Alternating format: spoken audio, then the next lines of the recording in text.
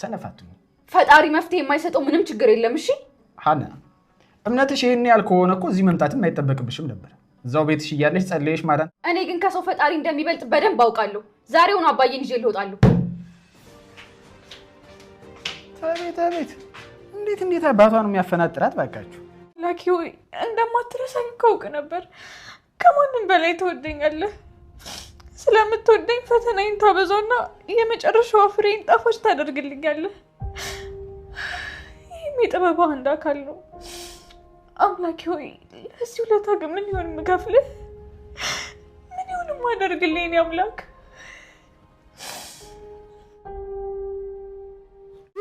ምስጋና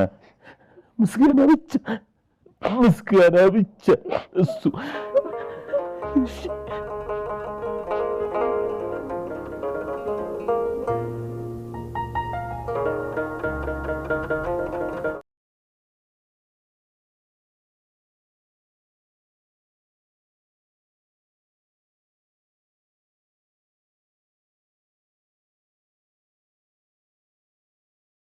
የነሰላም አባት ትልቅ ታሪክ ሰራ።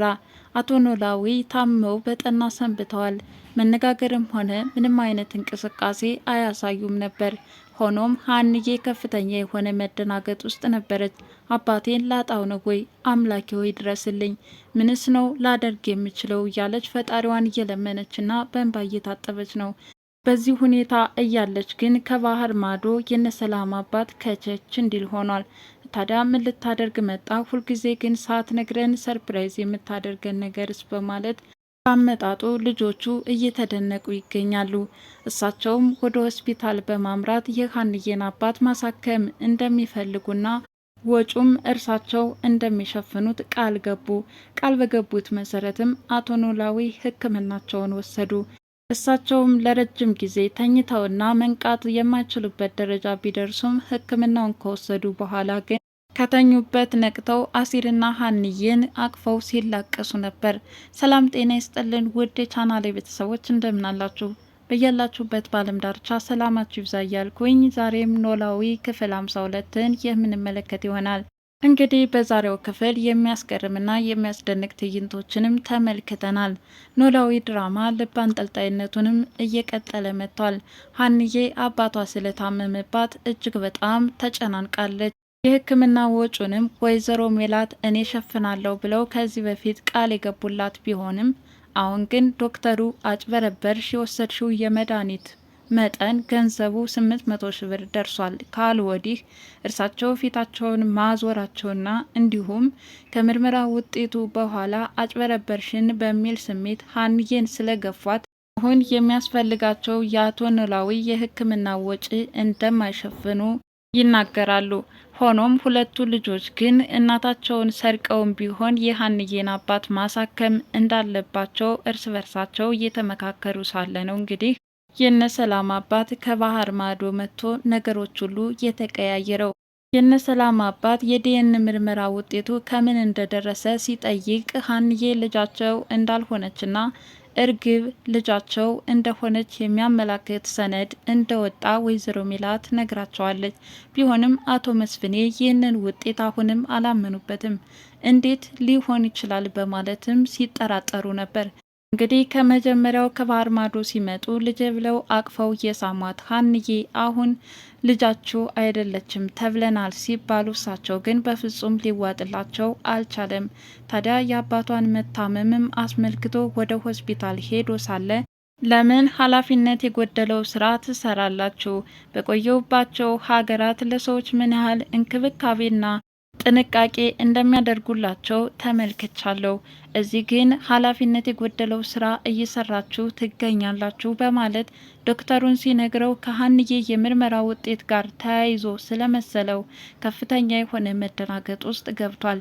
ዶክተር ምን ለማለት ፈልገህ ነው? የሀንዬ የምርመራ ውጤት ነው ወይ? በምን ዙሪያ ኃላፊነት የጎደለው ስራ ሰራን? በማለት ጠይቋል። አቶ መስፍኔም የሀና አባት ሕክምና እንዲደረግላቸውና የዚህንም ወጪ እርሳቸው እንደሚሸፍኑ ይናገራሉ። ታዲያ ዶክተሩም በእርስዎ ድርጊት እኮ ወይዘሮ ሜላት ደስተኛ ልትሆን አትችልም፣ ምክንያቱም የሕክምናውን ወጪ ድርጅቱ ይሸፍናል ስንላቸው እንደተናደዱና እንደተበሳጩ ያስታውሳል። አቶ መስፍኔም በሚመጣባቸው ነገር ኃላፊነትን እንደሚወስዱ ይልቁንስ አሁን ህይወታቸው አደጋ ላይ ላለው ለአቶ ኖላዊ ቅድሚያ መድረስ እንዳለበትም ይናገራል። ዶክተሩ እነባዩሽ እጁን ጠምዝዘው በሀና ላይ ግፍ እንዲሰራ ካደረጉት በኋላ ስለ አባቷ የሕክምና ወጪ እሷን ሲያጨናንቃት ነበር። ከየት አምጥተሽ ነው የምትከፊው? በምንድን ነው የምትተማመኘው? እያለም ሲያደርቃት ነበረ።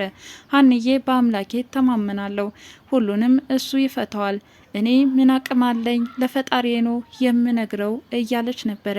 በፈጣሪሽ የምትተማመኝ ከሆነ ለምን ከሆስፒታል አታወጪውም? በማለት ከአንድ ዶክተር የማይጠበቅ ንግግርም ተናግሯት ነበር። ሀንዬም በእንባ እየታጠበች አምላኬ ሆይ አባቴን አትርፍልኝ፣ እሱን ሳጥቼ የት እደርሳለሁኝ? እባክህን ቸሩ መድኃኔዓለም እያለች እየለመነችና እየጸለየች ነበር። የለመነችው አምላኳ ግን አላሳፈራትም። ከባህር ማዶ የነሰላምን አባት ከቸች አድርጎታል። አቶ መስፍኔ የሀናን አባት እንደሚያሳክም ቃል ከገባ በኋላ ወዲያውኑ ነበር ዶክተር ለወይዘሮ ሜላት ስልክ በመደወል የሀናን አባት ሊያሳክመው እንደሆነና ወጪም በእርሱ እንደሚሸፈን ሲነግራቸው፣ ወይዘሮ ሜላት ግን የሚያደርጉት የሚጨብጡት ነበር ያሳጣቸው። እንደውም የአቶ ኖላዊ ሕይወት አደጋ መውደቁ አለመውደቁ ለሳቸው ደህንታቸው እንዳልሆነም ይናገራሉ። ሀንዬንም በምን ቀን ተዋወቅኳት? የእሷ ኮተት ይኸው አለቀኛለ እያሉ ከሀና ጋር የተዋወቁበትን ቀን እየተራገሙ ይገኛሉ። ሰላምና ምናሴ ወደ ታመመው ወደ ሀና አባት በመሄድ ከጎኗ ሆነው እያጽናኗትና እያበረታቷት ነበረ። ሆኖም በዚህ ሁኔታ እያለች ወደ ዶክተሩ ጋር ስትሄድ አባቷን ነበር ያገኘችው። የመጣበትንም ጉዳይ ስትጠይቀው የሀናን አባት ሊያሳክም እንደሆነ ቃል ይገባላታል። በዚህ የተደሰተችው ሰላምም ደስታዋን ለነሀና እስከምትነግራት ድረስ እጅግ በጣም ቸኩላ ነበር። ታዲያ ምናሴና ሀና ተጨናንቀው ቁጭ ብለው ባሉበት ሰዓት አባቷ አቶ ኖላዊን ሊያሳክሙ እንደሆነና ወጪውም በእርሳቸው እንደሚሸፈን ስትነግራቸው ሀንዬ ደስታዋን መቆጣጠር አቃታት። ዶክተሩም አባትሽ ሊታከሙ ነው፣ ወጪውም በነሰላም አባት ሊታከሙ እንደሆነ ሊነግራት ሲል ሀንዬም ቀድማ እንደሰማች ፊቷ እንደ ፀሐይ እያበራ ነበር የገለጸችለት። ተምቹ የወሰደው ፎቶና መስቀል የሀንዬ መሆኑን ካወቀ በኋላ እንቅልፍ ነስቶታል። ድርጊቱም እየተጸጸተና እንዴት አድርጎ ለሀንዬ ያንን ፎቶና መስቀል መመለስ እንዳለበት በጸጸት ላይ ሳለ አሲር ግን ይህን ነገሩን ጠርጥሮበታል። ምንድነው ያልከፈልኩት ዕዳ ኃጢአት የምትለው? የሰራኸውን ተናገር በማለትም በቦክስ ሲያናፍጠው ነበር። ተምቹም የሀንዬ ፎቶና መስቀል እንደወሰደ በመጨረሻም ይናዘዛል። አሲርም ኖላዊን የመሰለ አባት ሀንዬን የመሰለ እህት በእነሱ ላይ እንዴት እንደዛ አይነት በደል ትፈጽማለህ? በማለት ደጋግሞ በቦክስ ሲመታው ነበረ። ተምቹ ክፉኛ ተጎድቷል፣ ብዙ ደምም ፈሶታል። አሲር በዚህ ሁኔታ ተምቹን አሰቃይቶት ወደ ቤት ሲመለስ ግን ጥሩ ብስራት ነበር የገጠመው። ሀንዬ አባት በአቶ መስፍኔ አጋዥነት ወጪው ተሸፍኖለት ሕክምና እንደተደረገለትና አሁን መንቃት አለመንቃቱን በመጠባበቅ ላይ እያሉ ነበረ። ታዲያ የሕክምና ወጪው ተሸፍኖለት እንደታከመ ስትነግረው አሲር በጣም ደስ ብሎታል። ሰላምና ምናሴም ከስርቆት ድነው በአባታቸው ወጪው ስለተሸፈነ እነሱም ደስታ በደስታ ሆነዋል። ወይዘሮ ሜላት ግን ይባስኑ ብሎ የተገናኙበትን ቀን እየተራገሙ ይገኛሉ። አቶ ኖላዊም ለረጅም ሰዓት ሳይነቁና ምን ሆነው ይሆን አባቴ ዳንልኝ እያለች በጸሎት በእንባ እየታጠበች ለመነችው ፈጣሪ ድንገት ከእንቅልፋቸው ብንን ብለው ነቁ። ሀንዬም ደክማት ስለነበረ አሲርን ተደግፋ ተኝታለች። እንቅልፍም ወስዷታል። መጀመሪያ የአቶ ኖላዊን መንቃት የተመለከተው አሲር ሀንዬን እንድትነሳና አባቷን እንድትመለከት አደረጋት። በደስታም የምታደርገው የምትጨብጠው አጣች። አባቷንም እያየች አነባች፣ አለቀሰች፣ ፈጣሪዋንም አመሰገነችው። እንግዲህ በዛሬው ክፍል አቶ መስፍኔ ወደዚህ ሀገር ተመልሰው መምጣታቸው ነገሮች እንዲቀያየሩ ሆኗል። አቶ ኖላዊ ከህመማቸው እንዲያገግሙና ካሉበት ችግር በመጠኑም ቢሆን እንዲቀንስላቸው አድርጓቸዋል። ሀንዬ በጣም ስትጨናነቅበትና የማትወጣው ዕዳ የገባችበት የሕክምናቸው ጉዳይም ወጪው በእርሳቸው እንዲሸፈን ስለሆነ ይሄ ነገር ደስታዋን መቆጣጠር አቅቷታል። ሰላምና ምናሴ እናታቸውን ከመዝረፍ መዳናቸውም አንድ ነገር ነው። የሀንዬ ፎቶግራፍና መስቀሏ በተምቹ አማካኝነት ደላሎች እጅ ገብቶ ይኸው ዋጋ እያስከፈለ ይገኛል። በተለይ ተምቹ ክፉኛ ተጎድቷል፣ ደምን ፈሶታል።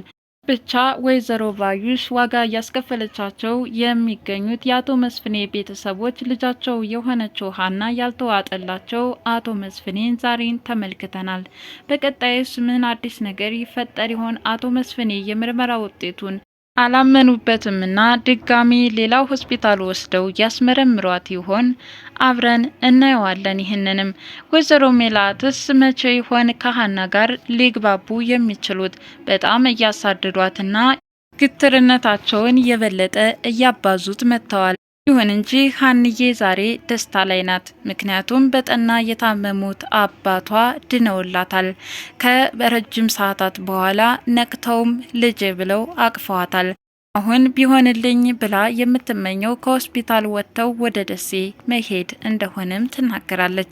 እንግዲህ የዛሬው ኖላዊ ክፍል 52 ይህን ይመስል ነበር። በቀጣይ እስከምንገናኝ ድረስ መልካም ጊዜ ይሆንላችሁ እያልኩኝ ለቻናሉ አዲስ የሆናችሁ ላይክ፣ ሼር፣ ሰብስክራይብ በማድረግ ቤተሰብ ይሁኑ።